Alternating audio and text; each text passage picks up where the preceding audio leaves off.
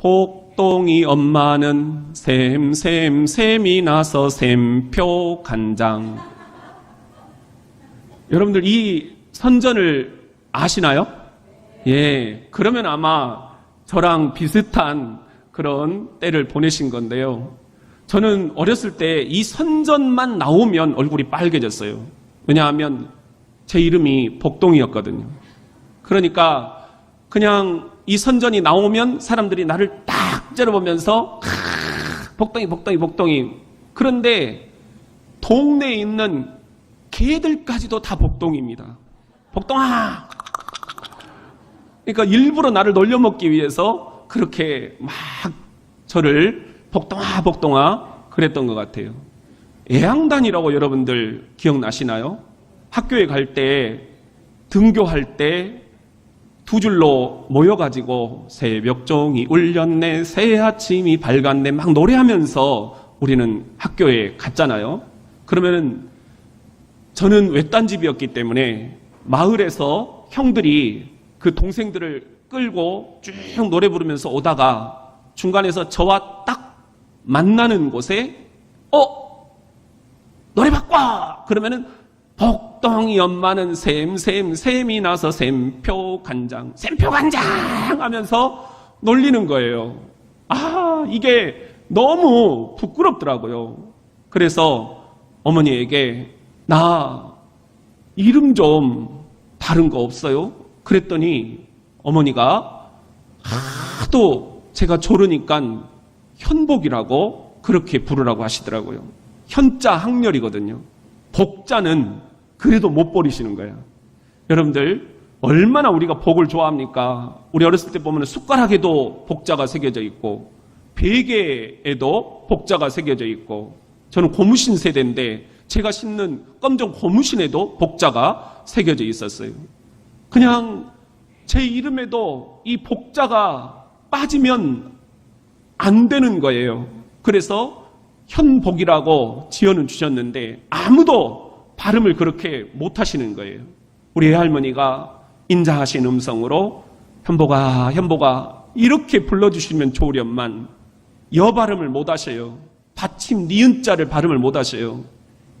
행복아 그러시는 거예요. 저는 기도원에 많이 다녔는데 기도원 원장님도 아주 고우신 그런 할머니 전도사님이셨어요. 그런데 이 원장님이 저를 볼 때마다 꼭 축복을 해주셔요. 축복 기도를 하실 때 하나님, 이 아이가 커서 행복 목사님이 되게 해주세요. 그렇게 기도를 해주셨어요. 그 기도대로 저는 되었다. 그렇게 오늘 또 그 원장님에게 감사하고 있습니다. 여러분, 이렇게 제가 행복으로 불려지면서 제 스스로는 굉장히 많은 고민들을 하게 됐습니다. 내가 행복이라고? 그러면 어떻게 해야 행복하게 사는 걸까? 사람들에게 행복을 주는 사람이 되려면 나는 어떤 길을 걸어가야 될까? 그것이 저의 이 기도의 제목이었습니다. 저는 그 기도의 제목대로 목사가 되었고 군목이 되었고 지난 24년 동안 장병들을 행복하게 해줄 수 있는 그런 일들이 없을까? 거기에 집중하면서 사역을 해왔습니다. 그게 행복플러스라는 프로그램으로 아름다운 꽃을 피기도 했습니다. 그리고 저는 2018년 이곳 대전 장로교회에 여러분들의 청빙을 받아서 오게 되었습니다. 이 교회에서 어떻게 목회를 해나갈까? 저는 고민할 필요가 없었습니다. 제 이름이 행복이었기 때문입니다. 여러분들을 행복하게 해드리고 싶습니다. 우리 교회가 행복한 교회 되어 지역에서 칭송이 자자한 교회가 되고 싶습니다. 여러분, 우리는 그래서 올해 교회 구호도 어떻게 지었죠? 우리 같이 한번 해볼까요? 자, 시작. 대전, 내 영혼의 행복 플러스 부릉부릉. 성경은 행복에 대한 책이라고 해도 과언이 아닙니다. 그런데 그 가운데서 우리가 첫 번째로 탐구하는 이 본문 말씀, 신명기 33장 29절 말씀입니다. 우리 같이 한번 읽어보겠습니다. 시작. 이스라엘이여, 너는 행복한 사람이로다. 여호와의 구원을 너같이 얻은 백성이 누구냐? 그는 너를 돕는 방패시요 내 영광의 칼이시로다. 내 대적이 내게 복종하리니 내가 그들의 높은 곳을 밟으리로다. 이 첫 번째 말씀에 보면은 이스라엘이여, 너는 행복한 사람이로다, 이렇게 말씀을 하고 있어요. 지금 이 성경 말씀이 선포되는 곳은 비스가산입니다. 모세가 임종 직전입니다. 신명기 34장에는 모세가 임종하는 그런 장면이 기록이 되어 있지요. 임종 직전에 선포되는 이스라엘 12지파를 향한 축복의 말씀들이 하나씩 나온 다음에 26절에 보면은 여수르니여, 이렇게 시작이 돼요. 그게 오늘 본문 말씀 29절까지 하나의 묶음입니다. 여수른에게 주는 축복의 말씀입니다. 여기서 여수른이여 하는 말은 이스라엘의 12지파를 가리키는 시적인 애칭입니다. 복동아, 이런 애칭과 마찬가지입니다. 이스라엘 12지파에게 주시는 마지막 축복의 말씀, 그것은 너는 행복한 사람이로다. 행복하다라는 거예요. 그런데 우리가 여기서 놓치지 말아야 될 건, 지금 이스라엘이 적과 꿀이라는 가나안 땅에 들어갔습니까? 안 들어갔습니까? 여러분, 지금 모세가 임종 직전이라는 것은 모세가 적과 꿀이라는 가나안 땅에 들어가지를 못했다라는 거예요. 왜 못 들어갔습니까? 자신의 분노를 조절하지 못해서 하나님의 이름으로 바위를 쳐서 생수를 터뜨려서 이스라엘 백성들이 먹게 해야 되는데, 그래야 하나님의 영광이 드러나는데, 자신의 이 분노 조절 실패 때문에 그냥 욱하는 마음에 자기가 그 성질대로 바위를 터뜨려서 생수를 나오게 해서 먹게 한 겁니다. 이것이 하나님께 노여움을 사게 된 것입니다. 이 일 때문에 너는 적과 꿀이라는 가나안 땅에 들어갈 수가 없다. 그래서 이 비스가산에서 그 가나안을 앞에 두고 지금 너는 행복한 사람이로다, 이스라엘에게 축복을 선포하는 것입니다. 얼마나 속이 상해요? 우리 같으면 당신들 때문에 내가 지금 가나안 땅 못 들어가는 거야. 니들이 나를 화나게 해서 내가 저 약속의 땅에 못 들어가는 거야. 그렇게 원망하고 저주했을 수 있을 것입니다. 원망을 원망으로 갚을 수 있었을 것입니다. 그런데 모세는 원망 대신에 축복을 해주고 있는 것입니다. 아직 적과 꿀이라는 가나안 땅에 들어가기 전입니다. 이스라엘 사람들은 가나안이 얼마나 행복한 땅인지 아직 모릅니다. 그러니까 원망을 그렇게 해댔겠지요. 사랑하는 성도 여러분, 여러분은 어떻습니까? 아직 행복을 붙잡지 못했다고요? 아직 행복하다 말할 수가 없다고요? 손에 쥐는 건 없고 앞에 보이는 건 없다고요?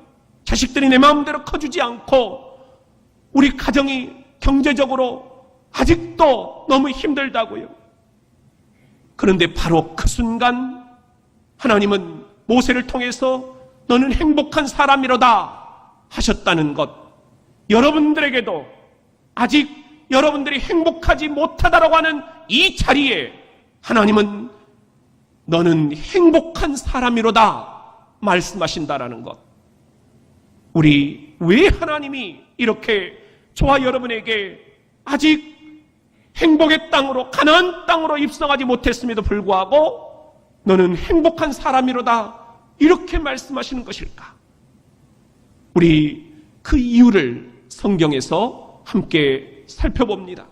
같이 한번 따라합시다. 여호와의 구원을 나같이 얻은 백성이 누구냐? 우리 29절 말씀 요절을 우리 같이 한번 다시 읽어보겠습니다. 시작. 이스라엘이여 너는 행복한 사람이로다. 여호와의 구원을 너같이 얻은 백성이 누구냐 하셨습니다. 여호와의 구원을 너같이 얻은 백성이 누구냐? 과거에,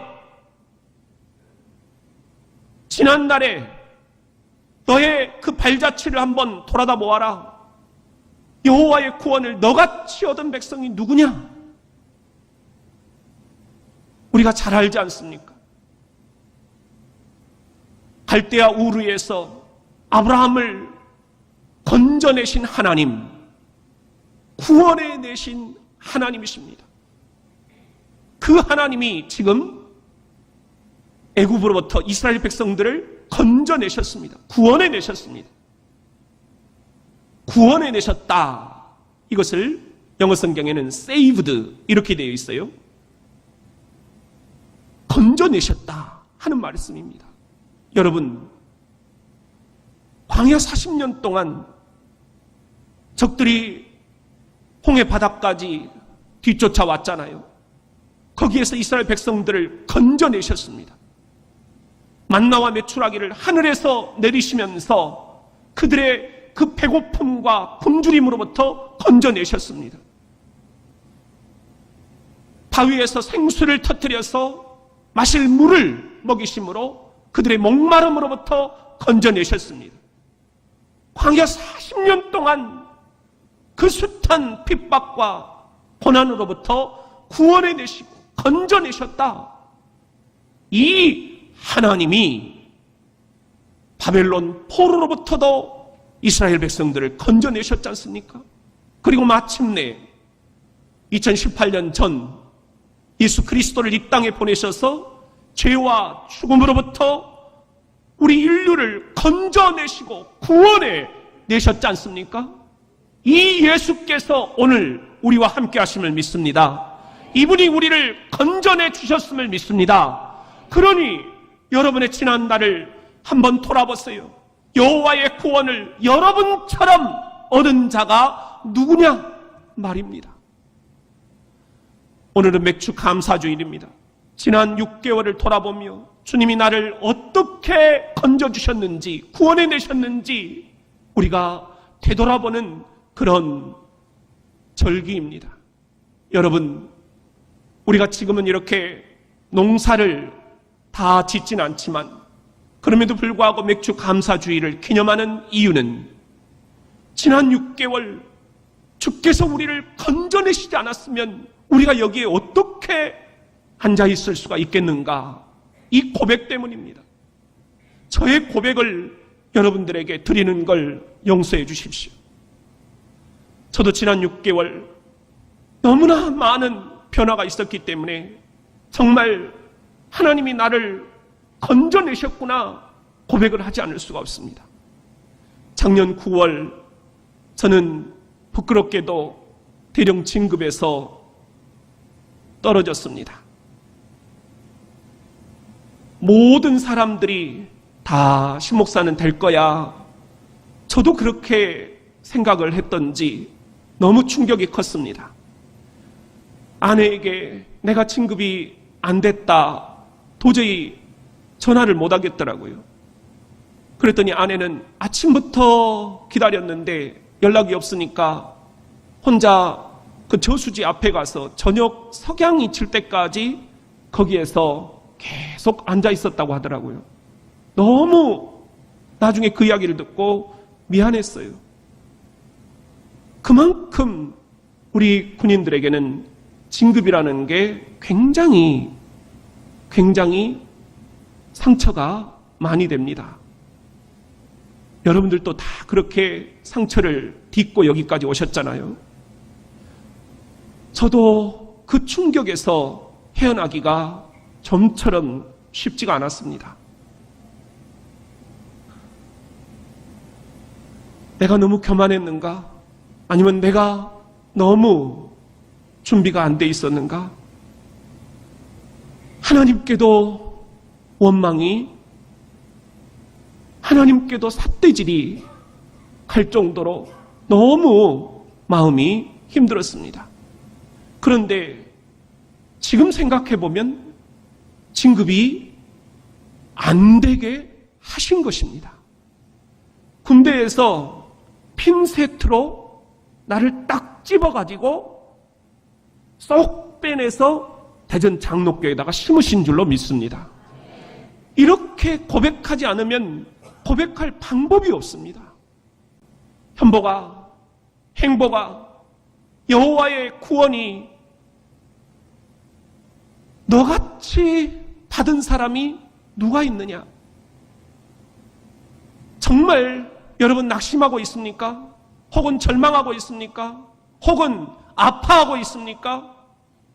그런데 절대로 여러분 그게 끝이 아니라는 것, 하나님께서 역사하시는 마지막 클라이막스가 남아있다라는 사실, 오늘 저희를 구원해 주신 하나님께서 사랑하는 성도 여러분들에게 핀셋으로 딱 뽑아서 건져내시듯이 여러분의 삶을, 여러분의 가정을, 여러분의 자녀를 구원해내시는 놀라운 역사가 임할 수 있기를 예수님의 이름으로 축원합니다.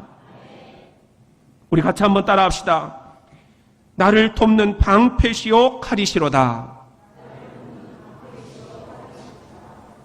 우리 29절 말씀을 다시 한번 읽어보겠습니다. 시작. 이스라엘이여 너는 행복한 사람이로다.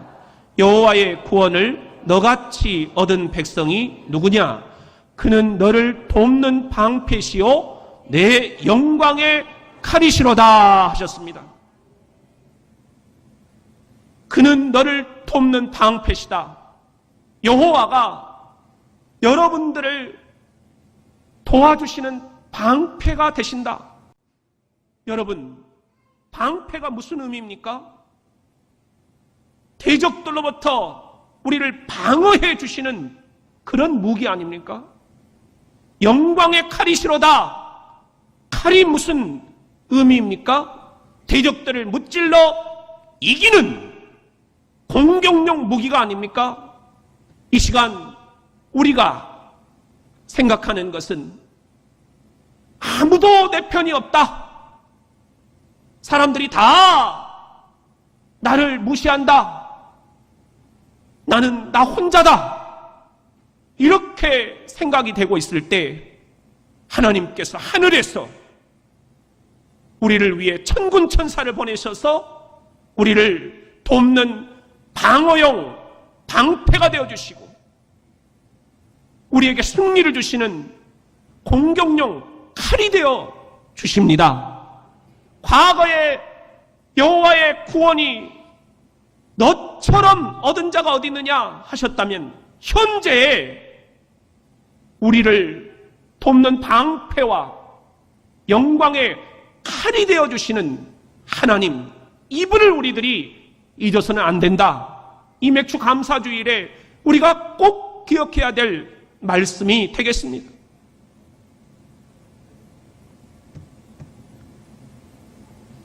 제가 마카오에 이번에 휴가를 다녀왔습니다. 처음 가보는 그런 곳이었어요. 그런데 338m 마카오 타워라는 곳으로 가이드가 안내를 하더라고요. 여러분 혹시 가보셨습니까? 가볼 필요가 없습니다. 우리나라에 이것보다 훨씬 더 높은 타워가 생겼기 때문입니다. 그런데 제가 거기서 한 가지 놀란 것이 있습니다. 사진을 찍어 왔는데요. 그 338m에서 신혼부부가 웨딩 사진을 찍고 있는 거예요. 방법은 단 하나래요. 밑을 내려다보지 않는 거래요. 그러고 보니까는 제 94년 영천에서 군목 훈련을 받을 때 생각이 나더라고요. 막타워 훈련이라는 것이 있는데 우리 인간이 가장 두려움을 많이 느끼는 높이가 몇 미터일까요? 11미터래요. 그 11미터 높이에서 뛰어내리는 훈련을 하는 거예요. 그런데 한 60여 명이 훈련을 받는데 마지막까지 두 사람이 못 뛰어내리고 덜덜덜덜 다리를 떨면서 남았으니 그 두 명 가운데 한 명이 누구였을까요?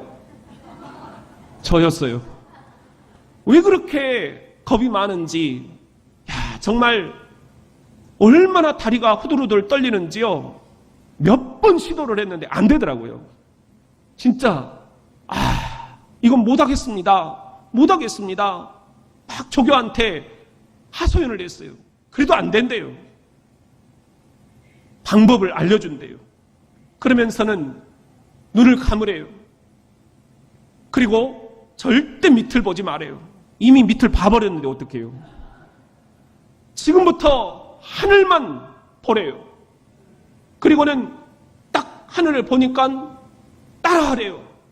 나는 누구누구를 사랑한다 하면서 이름을 부르라는 거예요. 가장 사랑하는 사람의 이름을 부르래요. 그래서 영애야 안 된대요. 안 된대요. 그래가지고는 안 된대. 더 크게 부릅니다. 영애야 더 크게 부릅니다. 영애야 영애야 영애야 뒤에서 푹 밀어버리더라고요. 밑에를 보니까 진짜 시도를 더 이상 못하겠는 거예요. 여러분, 밑에 있는 건 문제입니다. 문제를 보면 다리가 후두루들 떨릴 수밖에 없습니다. 내가 이 문제를 극복할 수 있을까?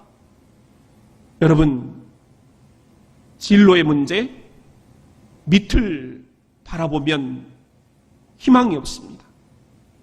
하늘을 바라봐야만 됩니다. 하늘은 문제의 해결자가 계시는 분입니다.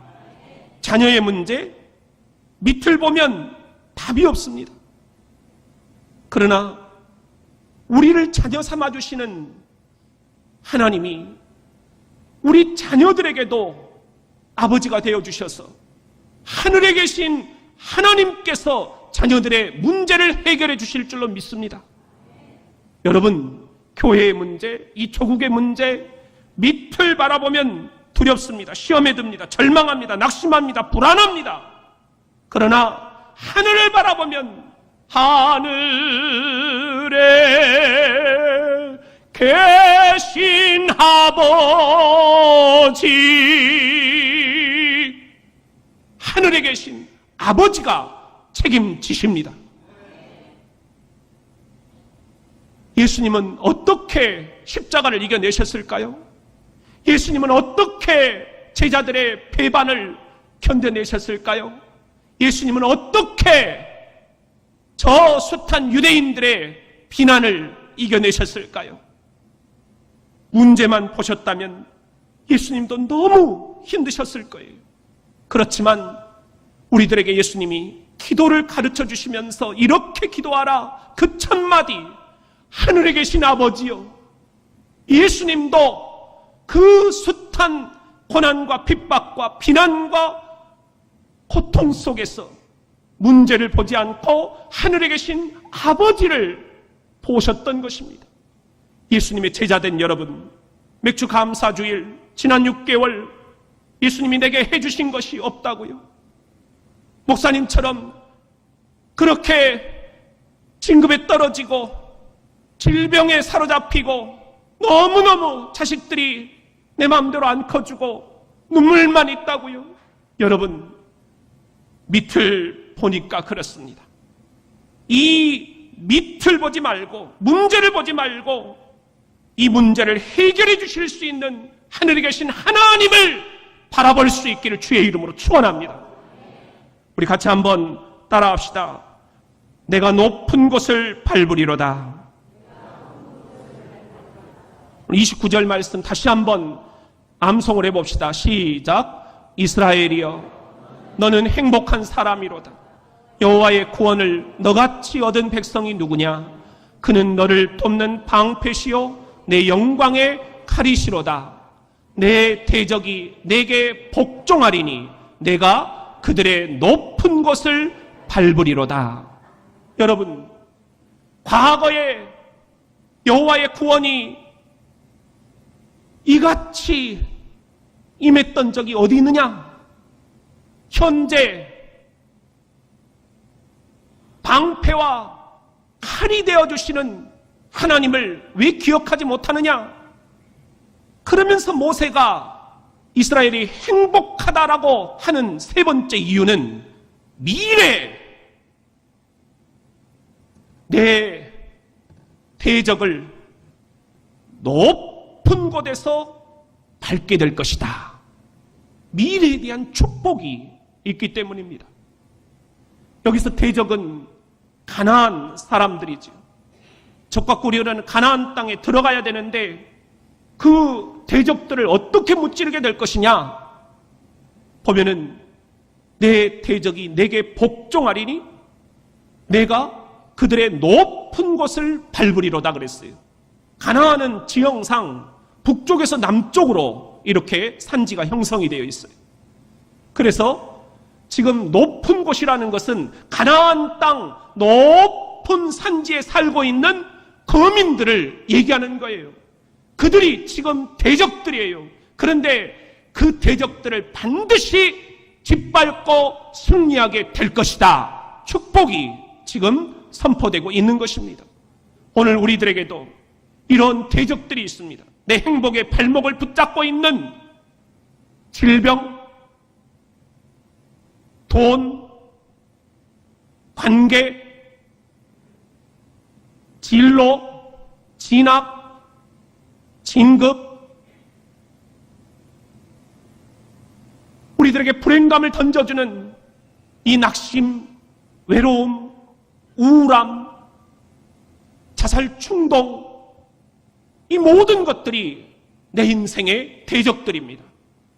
이 대적들이 마침내 그 높은 곳에서 우리가 짓밟고 승리하게 될 날이 있을 줄로 믿습니다. 지금 그렇게 됐다라는 게 아니에요. 가나안 땅 입성 전이라니까요. 그런데도 모세가 이렇게 이스라엘 백성들에게 축복을 선포하는 것, 그 이유는 선포한 대로 될 줄로 믿었기 때문입니다. 오늘 그런 의미에서 우리들 모두가 다 축복을 자녀들에게 선포합시다. 선포된 대로 자녀들은 반드시 되어 있을 것입니다. 우리 교회에 축복을 선포합시다. 선포한 대로 우리 교회는 되어 있을 것입니다. 제가 어렸을 때 딸 5에 아들 하나로 컸습니다. 그래서 노는 것도 항상 그 여자들이 노는 것들을 많이 했어요. 공짓기, 고무줄놀이. 그리고 또 했던 재미있는 놀이가 있는데 여러분 아시나요? 어디만큼 갔니? 당당 멀었다. 혹시 그거 해보셨나요? 이렇게 제가 맨 앞에서 딱 서 있으면 뒤에 누나와 동생들이 쭉 이렇게 고개를 숙이고 저를 뒤따라오면서 제 허리춤을 붙잡고 이렇게 얘기하는 거예요.